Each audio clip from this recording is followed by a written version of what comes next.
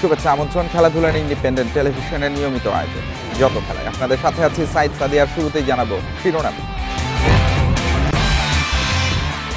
টি-20 বিশ্বকাপের রিপোর্ট জমা পড়েছে বিসিবির কাছে। হাতুড়ুকে নিয়ে সিদ্ধান্ত পরবর্তী বোর্ড সভায় বললেন পাপন।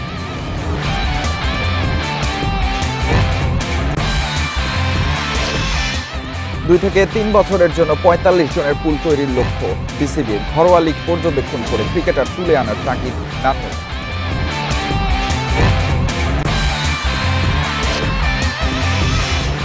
রাতে ইউরোর হাই ভোল্টেজ সেমিফাইনাল। বড় ম্যাচে ছন্দে ফিরতে মরিয়া ফ্রান্স। সেরা একাদশ না পাওয়ায় বিপাকে স্পেন।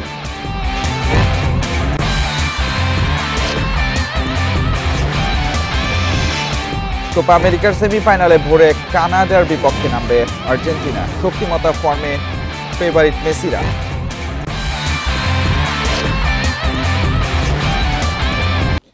আগামী 2 থেকে 3 বছরের জন্য 45 জনের ক্রিকেটার্স পুল তৈরি করার লক্ষ্য বিসিবির, জানিয়েছেন সাবেক প্রধান নির্বাচক ও বর্তমানে গেম ডেভেলপমেন্টের প্রোগ্রাম সমন্বয়ক মিনহাজুল আবেদিন নান্নু।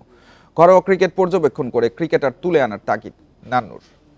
ওরকম ইন্টারন্যাশনাল খুব বেশি 20 থেকে 25 জনের বাইরে তো এরকম প্লেয়ার নেই, তো আমি চেষ্টা করি আমি যদি ফিট থাকি এটাকে সুযোগ আসবে। পারফর্ম না করেও জাতীয় দলে জায়গা পাওয়া সহজ, প্রতিদ্বন্দ্বীদের ব্যর্থতায় সুযোগ মেলে নিয়মিত। যে সীমাবদ্ধতার কারণে ক্রিকেটাররাও নির্ভর থাকে।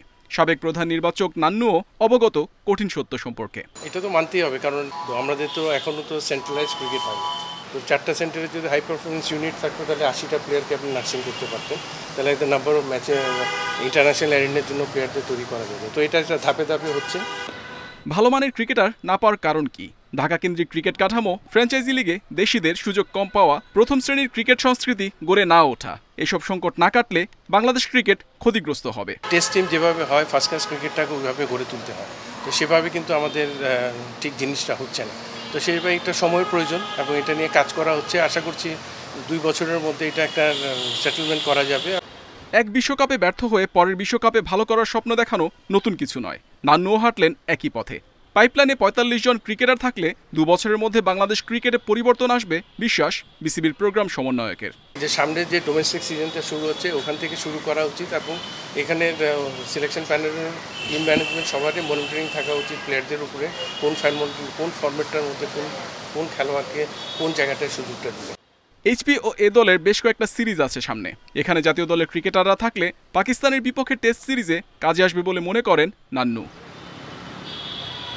Muhammad Nazim, independent news, Dhaka. Head coach Chandika Hathuru সিংহের ভবিষ্যৎ নিয়ে পরবর্তী বোর্ড সভায় আলোচনা হবে, জানিয়েছেন বিসিবির সভাপতি। হেড কোচ আর টিম ম্যানেজার টি-20 বিশ্বকাপের রিপোর্ট জমা দিয়েছেন। সচিবালয়ে গণমাধ্যমকে নিশ্চিত করেছেন নাজমুল হাসান পাপন। ম্যানেজারের রিপোর্ট পেয়েছি এবং খুব সম্ভব গতকালকে একটা বড় রিপোর্ট এসছে কোচের, ওটা এখন আমার দেখা হয়নি, এটা আমি আজকে দেখা শুরু করব। এটা বলা মুশকিল, এটা এখন আমি কীভাবে বলবো? আগে বোর্ড উইল ডিসাইড। আগে সবগুলো রিপোর্ট পেয়ে নিই, তারপর বোর্ড ডিসাইড করবে। পরপর 2 বিশ্বকাপে ব্যর্থতা, বিশেষ করে টি-20 বিশ্বমঞ্চে বাংলাদেশের পারফরমেন্সের পর জাতীয় দলের পাইপলাইন প্রসঙ্গ আবারও আলোচনায় উঠে এসেছে। সুনির্দিষ্ট পরিকল্পনায় না হাঁটলে এই অবস্থা থেকে ঘুরে দাঁড়ানো কঠিন হবে টাইগার ক্রিকেটে। এই প্লেয়ার কেন জাতীয় দলে, সেই জায়গায় যদি বলেন তাহলে সেই জায়গায় তার জায়গায় রিপ্লেসমেন্ট কে হতে পারতো, তাহলে সেটা আমাদের জন্য উপকার হয়। মানে একটা অর্ধেক অংশ যদি না বলে, আবার এই খেলোয়াড় বাদ কেন নেওয়া হয়নি কেন, তাহলে নিলে আমি কার জায়গায় নিতাম 15 জনে, কাইন্ডলি ওই জায়গাটাকে I seek some advice from you. জাতীয় দলে যথেষ্ট ক্রিকেটারের অভাব যে স্পষ্ট, গণমাধ্যমে প্রধান নির্বাচকের এমন অনুরোধ সেই কঠিন বাস্তবতারই সাক্ষ্য দেয়। যে কোনো সিরিজ কিংবা বিশ্ব আসরের দল নির্বাচনে বিকল্প ভাবনায় পড়তে হয় না নির্বাচকদের। টি-20 বিশ্বকাপ ব্যর্থতা যার বড় উদাহরণ। ছন্দহীন ক্রিকেটারদের বাদ দেওয়ার সুযোগ ছিল না, ফল হাতে নাতেই পেয়েছে বাংলাদেশ। টাইগার ক্রিকেটের তেতো সত্যটাই বলেছেন সাইফুদ্দিন। কারণ প্লেয়ার্স পুল লম্বায় যেখানে মনোযোগ ক্রিকেট পরাশক্তিদের, সেখানে দুর্বল আয়ারল্যান্ড, জিম্বাবুয়ের বিপক্ষেও মূল শক্তির বাইরে যেতে পারে না বাংলার ম্যানেজমেন্ট। পাইপলাইন মজবুতে সঠিক পরিকল্পনা, ঘরোয়াতে প্রতিযোগিতার অভাব, সব ক্ষেত্রেই পিছিয়ে যাচ্ছে টাইগার ক্রিকেট। এর অন্যতম প্রধান এক কারণ দেশের উইকেট। এটা অনেকে এক্সকিউজ হিসেবে নিতে পারে যে ব্যাটসম্যানরা বারবারই বলে ভালো উইকেটে খেলতে হবে, ভালো উইকেটে খেলতে হবে। এটা খুবই সত্যি, আমরা ভালো উইকেটে খুবই কম ম্যাচ খেলি। আমরা রিসেন্টলি হয়তো ভালো উইকেটে খেলা শুরু করেছি। তামিমের অবসরে ওপেনিং সংকট এখনও স্পটলাইটে। প্রতিযোগিতায় নেই পাইপলাইনের পেসাররা। অলরাউন্ডার সাকিবের বিকল্প নেই, বাঁহাতি স্পিন অপশনেও আছে ঘাটতি। গ্লোবালের জন্য ক্রিকেট খেলার জন্য আসলে অভিজ্ঞ কোনো লেফট আর্ম স্পিনার আছে কিনা, তো সেই জায়গায় কিন্তু আমরা সার্চ করে লাস্টে যাকে আমরা বেস্ট পারফর্মার মনে করেছি এবং ফিট এবং অ্যাভেলেবেল আছে, এখানেও খুব বেশি বিকল্প ছিল না। জাতীয় দলের প্লেয়ার্স পুল বাড়ানোয় এখনই মনোযোগ দিতে হবে বিসিবিকে। সেই সাথে 3 ফরম্যাটে ভিন্ন দল গঠনের কঠিন চ্যালেঞ্জ তো আছেই। কপিল পাল, ইন্ডিপেন্ডেন্ট নিউজ। এবার ফুটবল প্রসঙ্গ। ইউরো চ্যাম্পিয়নশিপের প্রথম সেমিফাইনালে রাতে ফ্রান্সের মুখোমুখি হবে স্পেন। টুর্নামেন্টের পারফরমেন্স ততটা ভালো না হলেও বড় মঞ্চের অভিজ্ঞতায় এগিয়ে ফ্রান্সই।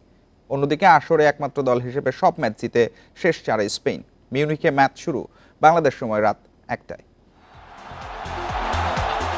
ইউরোপিয়ান ফুটবলে 2 হেভিওয়েট প্রার্থীর লড়াই। মিউনিখের আলিয়াঞ্জ অ্যারেনায় স্পেন ফ্রান্সের সেমির রোমাঞ্চ। পঞ্চমবারের মতো ইউরোপিয়ান চ্যাম্পিয়নশিপের ফাইনালে ওঠার হাতছানি স্পেনের, চতুর্থবার ফ্রান্সের। জার্মানিতে টুর্নামেন্ট শুরুর আগে স্পটলাইটে থাকলেও ইউরোর মঞ্চে হতাশা ছড়িয়েছে কাতার বিশ্বকাপের রানার্স আপ ফ্রান্স। সেমিফাইনালে পৌঁছালেও পারফরমেন্সের দিক থেকে ঢের পিছিয়ে ফরাসিরা। 5 ম্যাচে ওপেন প্লে থেকে একটি গোলও করতে পারেনি এমবাপে, গ্রিজম্যানরা। তবুও দলের প্রাণভ্রমরা কিলিয়ানকে নিয়ে আশাবাদী কোচ দিদিয়ের দেশম। এই স্পেন দলের ফুটবল আমাকে একসঙ্গে মুগ্ধ এবং উদ্বিগ্ন করেছে। তাদের সঙ্গে পাল্লা দিতে গেলে কিলিয়ানকে শুরু থেকেই একাদশে রাখতে হবে। সে শতভাগ ফিট না হলেও তাকে নিয়ে প্রতিপক্ষ ভয়ে থাকবে। উল্টো পথে হারছে স্পেন। চলতি আসরে এখন পর্যন্ত একমাত্র দল হিসেবে সবগুলো ম্যাচ জিতে সেমিফাইনালে উঠেছে স্প্যানিশরা। তবে স্বাগতিক জার্মানিকে হারিয়ে বড় ধাক্কা 3 বারের চ্যাম্পিয়নদের। ইনজুরিতে ছিটকে গেছেন দলের প্রধান অস্ত্র পেদ্রি। পেদ্রির অনুপস্থিতিতে স্পেন কোচের মূল অস্ত্র লামিনে ইয়ামাল ও নিকো উইলিয়ামস।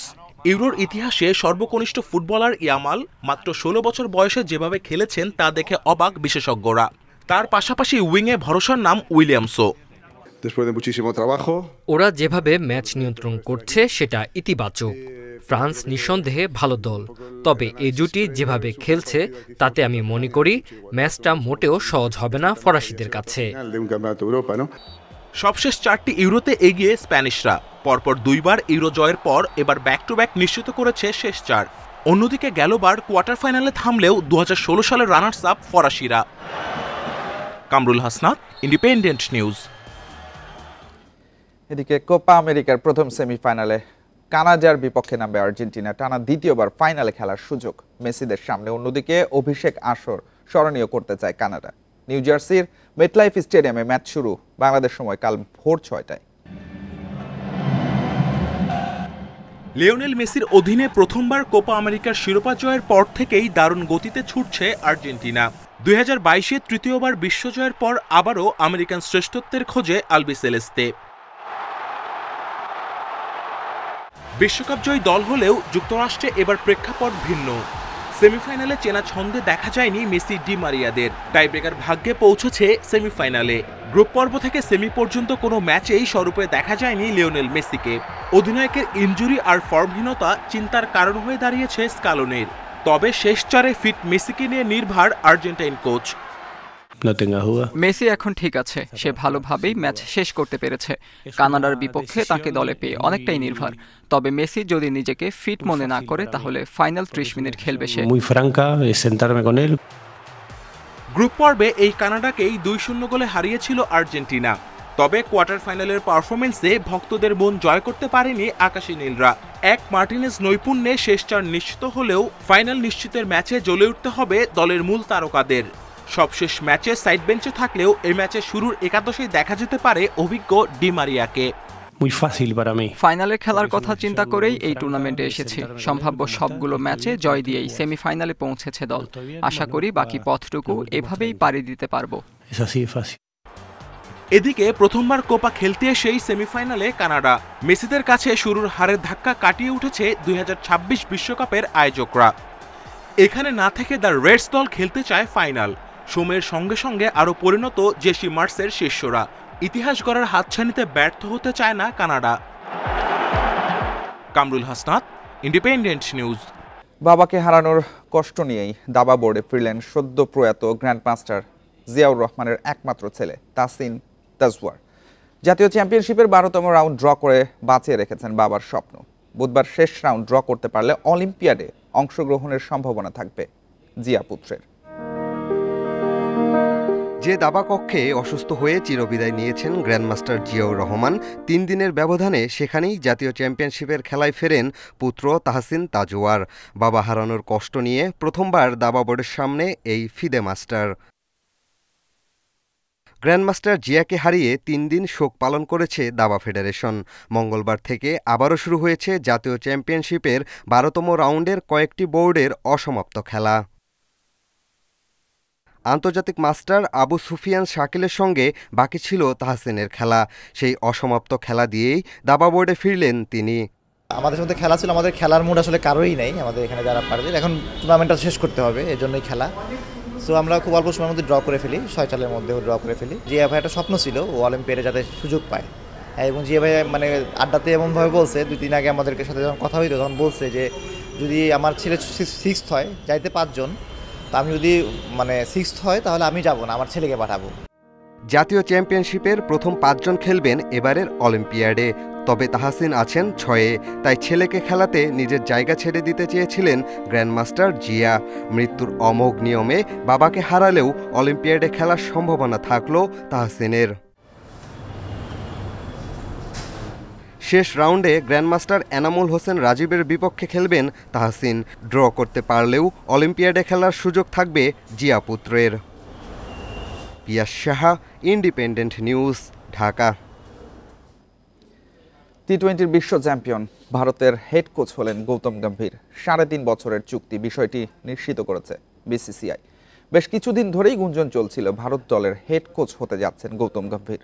টি-20 বিশ্বকাপ শেষে দায়িত্ব ছাড়েন রাহুল দ্রাবিড়।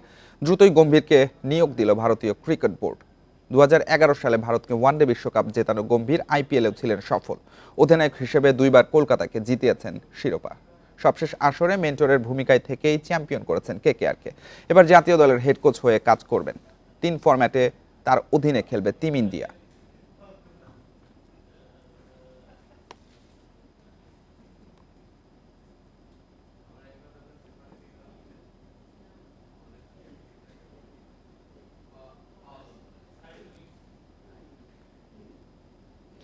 এই ছিল আজকের যত খেলায়। ইন্ডিপেন্ডেন্ট টেলিভিশনের সব খবর বিস্তারিত জানতে চোখ রাখুন ফেসবুক, ইউটিউব এবং এক্স। আমন্ত্রণ পরে রাখবেন।